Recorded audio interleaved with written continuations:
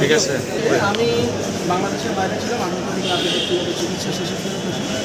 19 তারিখে আমি যখন বসে টেলিভিশন দেখছিলাম তখন দেখলাম আনুমানিক বিকাল 4টায় একটা ছেলে মাথায় গুলিবিদ্ধ হয়ে মারা গেছে। পরবর্তীতে জানা গেল যে এই ছেলের বাড়ি হচ্ছে গিয়ে পঞ্চগড়ের বোধায়।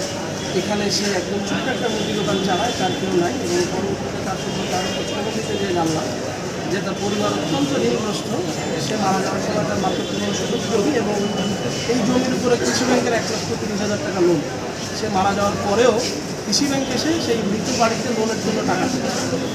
এটা দেখে আর বিবেকের তাড়নায় থাকতে না পেরে এই মামলাটা করলাম। এই মামলাটায় এই যে হত্যাকাণ্ড হয়েছে এটা সহ জুলাই মাসের যত হত্যাকাণ্ড, এই সমস্ত হত্যাকাণ্ডের নির্দেশদাতা শেখ হাসিনা এবং এই পুলিশকে উস্কায় দিয়েছেন ওবায়দুল কাদের বিভিন্ন রকম কথাবার্তা বলে।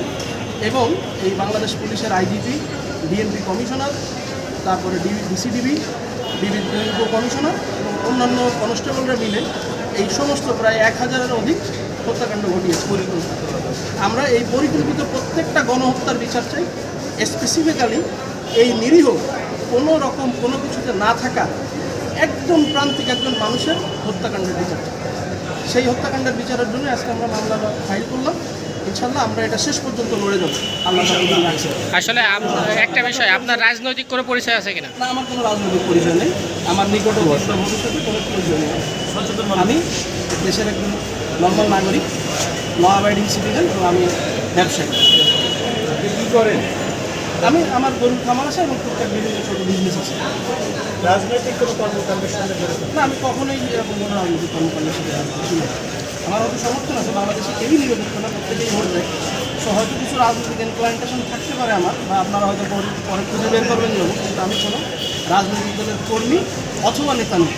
আমি একজন সাধারণ মানুষ এবং এই সাধারণ মানুষ হিসেবেই আমি এই হত্যা বিচার চাইছি। আপনি কি এই যে নিহত পরিবারের সাথে যোগাযোগ করে? আমি তার পরিবারের সাথে যোগাযোগ করেছি। তার পরিবারকে আমি ঢাকাতে আনতে পারিনি, কারণ ওখানে কৃষি ব্যাংকের লোন আছে তাদের। তো এই বাড়ি থেকে তারা চলে গেলে কৃষি ব্যাংক এবং বিভিন্ন সমিতি যারা আছে তারা তাদেরকে প্রেশার দিচ্ছে। তো মামলাটা যদি আজকে কোর্ট অ্যাকসেপ্ট করে আমাদের পরবর্তী কাজ হবে আমরা তার বাড়িতে যাব।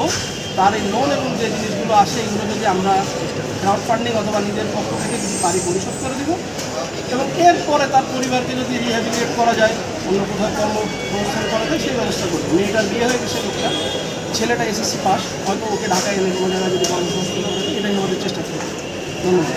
আপনারা সাংবাদিক ভাইয়েরা এবং সবাই অবগত আছেন যে বিগত 18 সাল থেকে বাংলাদেশে কোটা সংস্কারের জন্য বৈষম্যবিরোধী আন্দোলনের জন্য সাধারণ শিক্ষার্থীরা এবং এই দেশের সাধারণ জনগণ যে আন্দোলন, এই মামলার যে আসামি, 1 নম্বর আসামি হচ্ছে আওয়ামী লীগের সভানেত্রী শেখ হাসিনা এবং 2 নম্বর হচ্ছে ওবায়দুল কাদের। তাছাড়া পুলিশের সাবেক আইজিপি, ডিএমপি কমিশনার, স্বরাষ্ট্রমন্ত্রী আসাদুজ্জামান, যুগ্ম commissioner Biplab Kumar, DMP commissioner Habibur Rahman. যাই হোক, তাদের যে নির্দেশে, এবং আপনারা দেখছেন বিভিন্ন গণমাধ্যমে তারা তাদের যে পুলিশকে, প্রশাসনকে সরাসরি তারা বলে দিচ্ছে, নির্দেশনা দিচ্ছে তাদেরকে গুলি করে। তারই ধারাবাহিকতা আজকে আমরা যে মামলাটা করেছি সেটা হচ্ছে 19/7/2024 তারিখে মোহাম্মদপুরের বসিলা 40 নম্বর রোডের উপরে যে ছাত্র জনতা যখন আন্দোলনমুখী ছিল, তখন আজকের যে ভিকটিম মুদি দোকানদার আবু সাইদ, সে রাস্তা পারাপারের সময় পুলিশের গুলিতে তার মাথায় লাগে এবং সে সাথে সাথে মারা যায়। আর যেহেতু তার পরিবার খুবই নিঃস্ব এবং সুদূর পঞ্চগড়ে বাসা, আমাদেরকে মামলার যে বাদী ইতিপূর্বে আপনাদেরকে বলেছে। তো যাই হোক, আজকের যে বাদী উনি তার দেশের একজন সচেতন নাগরিক হিসাবে, বাংলাদেশের নাগরিক হিসাবে উনি আজকে কোর্টে আসছে। আমরা মামলা দায়ের করেছি, বিজ্ঞ আদালত আমাদের বক্তব্য শ্রবণ করেছেন এবং উনি বলছেন যে আমি দেখে পরে আদেশ দিচ্ছি।